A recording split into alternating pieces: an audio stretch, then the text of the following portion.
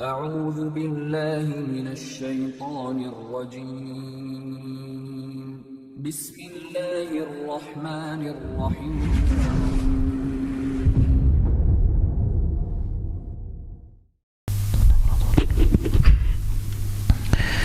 إن الحمد لله نحمده ونستعينه ونستغفره ونعوذ بالله من شرور أنفسنا ومن سيئات أعمالنا من يهده الله فلا مضل له ومن يضلل فلا هادي له أشهد أن لا إله إلا الله وحده لا شريك له وأشهد أن محمدا عبده ورسوله لا نبي بعده يا أيها الذين آمنوا اتقوا الله حق تقاته ولا تموتن إلا وأنتم مسلمون يا أيها الناس اتقوا ربكم الذي خلقكم من نفس واحدة وخلق منها زوجها وبث منهما رجالا كثيرا ونساء واتقوا الله الذي تساءلون به والأرحام إن الله كان عليكم رقيبا يا أيها الذين آمنوا اتقوا الله وقولوا قولا سديدا يصلح لكم أعمالكم ويغفر لكم ذنوبكم ومن يطع الله ورسوله فقد فاز فوزا عظيما أما بعد فإن أصدق الحديث كتاب الله وخير الهدى هدى محمد صلى الله عليه وسلم وشر الأمور محدثاتها وكل محدثة بدعة وكل بدعة ضلالة وكل ضلالة في النار. معاشر المسlimin sedang salat Jumat rahimani wa rahimakumullah.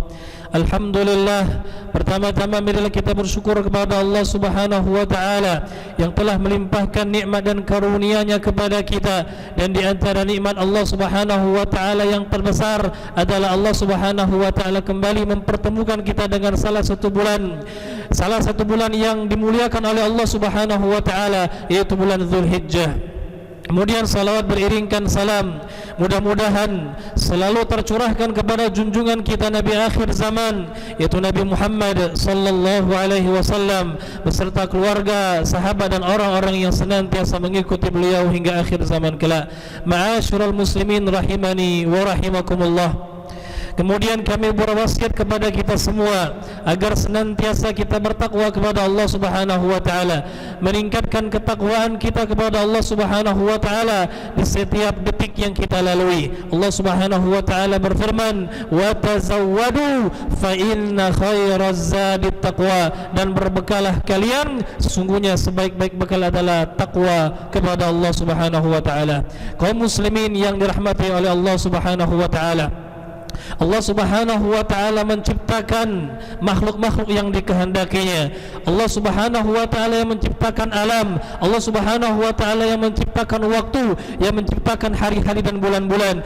Dan Allah Subhanahu wa taala jugalah yang memilih dari makhluk-makhluk yang beliau ciptakan tersebut diunggulkan dari sebagian yang lainnya.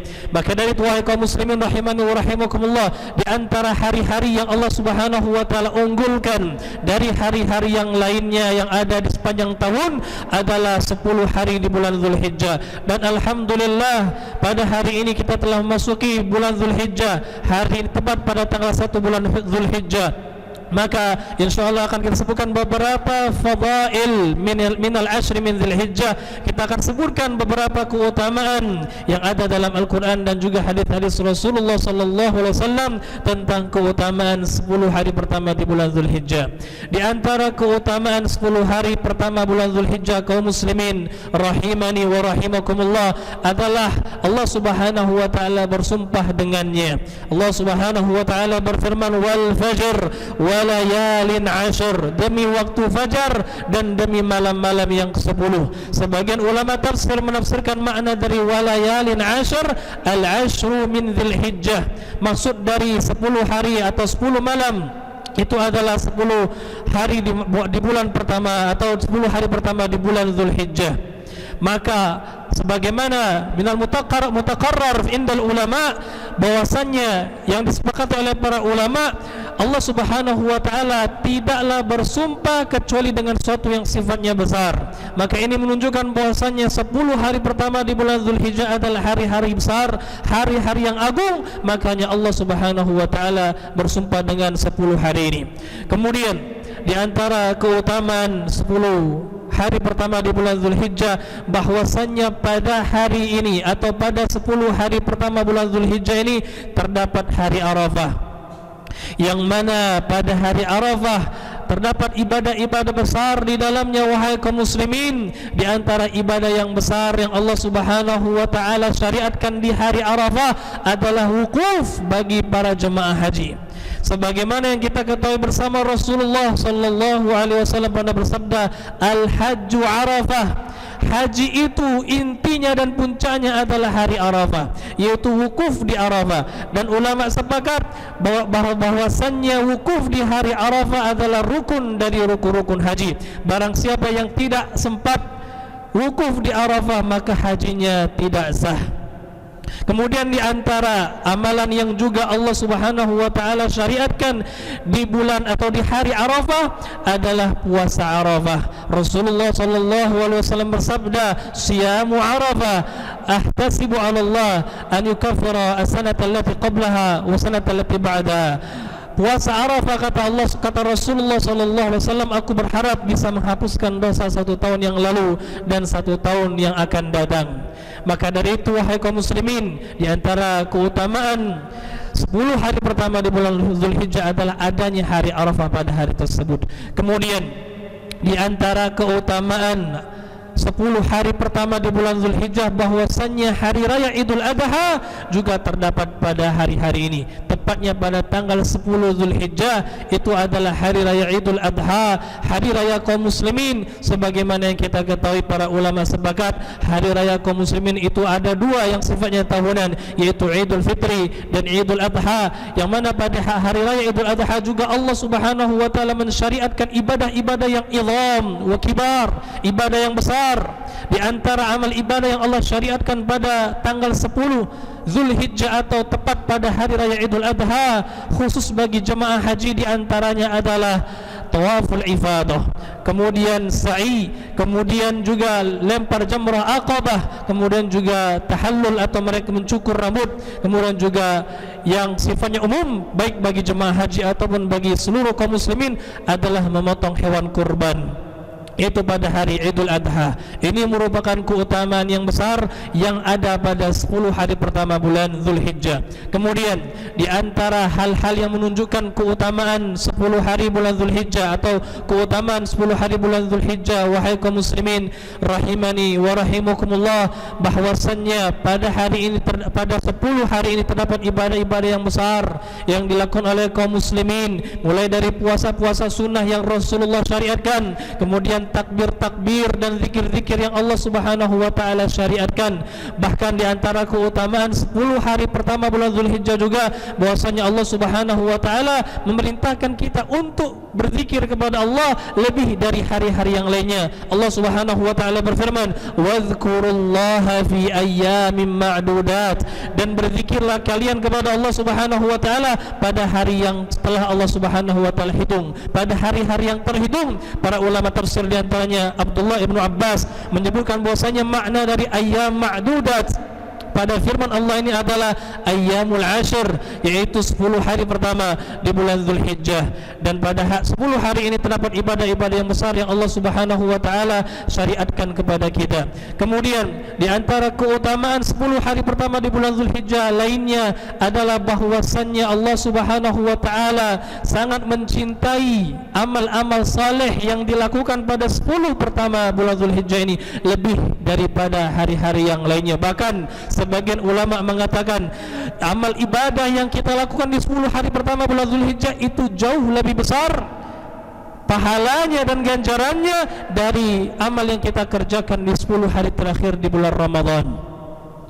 Allah Subhanahu atau Rasulullah sallallahu alaihi wasallam pernah bersabda, "Ma min ayyamin al-'amalu salihu ahabbu ila Allah min hadhihi al-ayyam," yakni al-ashr. Tidak ada suatu hari pun yang mana amal saleh lebih Allah cintai daripada 10 hari pertama di bulan Zulhijjah. Para sahabat bertanya, "Walal jihad fi sabilillah ya Rasulullah?" Tidak juga jihad ya Rasulullah? Maka Rasulullah mengatakan, "Iya, tidak juga jihad. lebih besar pahalanya amal ibadah yang kita lakukan pada 10 hari pertama di bulan Dzulhijjah daripada jihad di jalan Allah. Kecuali kata Rasulullah, illa rajulun kharaja bi nafsihi wa mali wa lam yarji min dzalika bi syai'. Kecuali seorang yang keluar berjihad di jalan Allah, dia membawa nyawa dan juga hartanya, kemudian dia tidak kembali lagi, artinya dia mati syahid, maka tentunya pahalanya lebih besar. Tapi sekedar jihad maka masih kalah dibandingkan dengan amal saleh yang kita lakukan pada 10 hari pertama di bulan Dzulhijjah ini. Maka aktsiru minal amali shalihat, wahai kaum muslimin, perbanyaklah amal ibadah, perbanyak amal saleh di 10 hari pertama bulan Dzulhijjah ini. Mudah-mudahan kita termasuk orang-orang yang beruntung, yang kelak di surga, yang kelak di akhirat dimasukkan ke dalam surga Allah Subhanahu wa taala. Aqulu ma tasma'un wa astaghfirullah li wa lakum wa li sa'iril muslimin من كل ذنب فاستغفروه إنه هو الغفور الرحيم.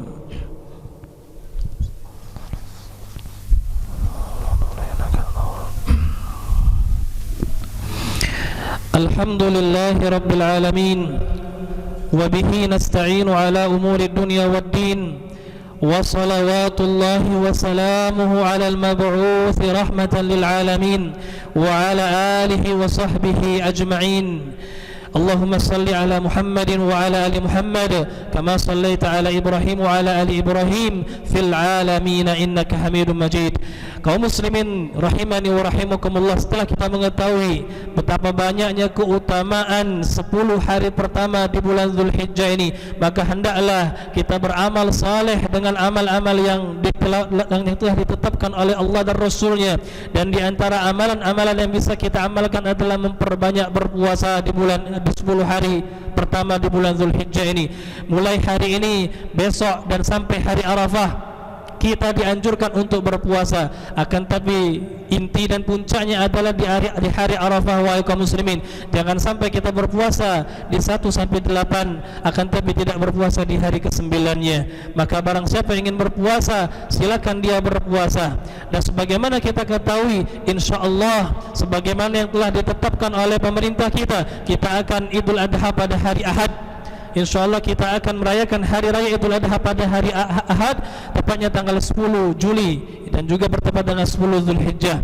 Maka kita ketahui artinya puasa Arafah akan jatuh pada hari Sabtu, dan akan selalu ada muncul pertanyaan, apakah diperbolehkan puasa sunnah di hari Sabtu? Maka jawabannya boleh, dan bahkan dianjurkan karena bertepatan dengan hari Arafah. Adapun sabda Rasulullah sallallahu alaihi wasallam, la yasumanna ahadukum yaumas sabt illa fi mafturida alaikum, janganlah salah seorang dari kalian berpuasa di hari Sabtu kecuali yang diwajibkan atasnya. Maka hadis ini ada 2 jawaban. Yang pertama, bahwasannya hadis ini diperbincangkan oleh para ulama. Banyak para ulama yang mendhaifkan hadis ini, di antaranya Al-Imam Malik, Al-Imam At-Tahawi, Syekhul Islam Ibnu Taimiyah, dan para ulama lainnya yang mendhaifkan hadis ini. Kemudian, kalaupun kita katakan hadis ini sahih, maka hadis ini makhsusun bi adillatin ukhra, maka dia dikhususkan dengan dalil-dalil yang lain. Dikhususkan dengan dalil-dalil yang lain. Maksud dari hadis ini adalah janganlah kita berpuasa yang sifatnya mengkhususkan puasa di hari Sabtu. Adapun kita berpuasa dengan niat puasa Arafah, kita berpuasa di hari Sabtu dengan niat puasa 6 hari di bulan Syawal, dengan niat puasa Daud, maka ini tidak masalah. Dijelaskan oleh para ulama, mayoritas ulama dari zaman dulu sampai sekarang memperbolehkan kita berpuasa. Yang tidak boleh adalah mengkhususkan puasa di hari Sabtunya. Barakallahu li wa lakum fil Qur'anil azim wa nafa'ani wa iyyakum bima fihi minal ayati wa dzikril hakim. Ya ayyuhal muslimun, innallaha amarakum bi amrin bada'a fihi bi nafsihi wa thanna bi malaikatihi wa thalatha bikum ayyuhal mu'minun. فقال إن الله وملائكته يصلون على النبي يا أيها الذين آمنوا صلوا عليه وسلموا تسليما اللهم صل على محمد وعلى آل محمد كما صليت على إبراهيم وعلى آل إبراهيم إنك حميد مجيد اللهم بارك على محمد وعلى آل محمد كما باركت على إبراهيم وعلى آل إبراهيم إنك حميد مجيد اللهم ارض عن الخلفاء الراشدين أبي بكر وعمر وعثمان وعلي وعن سائر الصحابة أجمعين برحمتك يا أرحم الراحمين. اللهم اغفر للمسلمين والمسلمات والمؤمنين والمؤمنات الأحياء منهم والأموات، إنك أنت سميع قريب مجيب الدعوة يا قاضي الحاجات.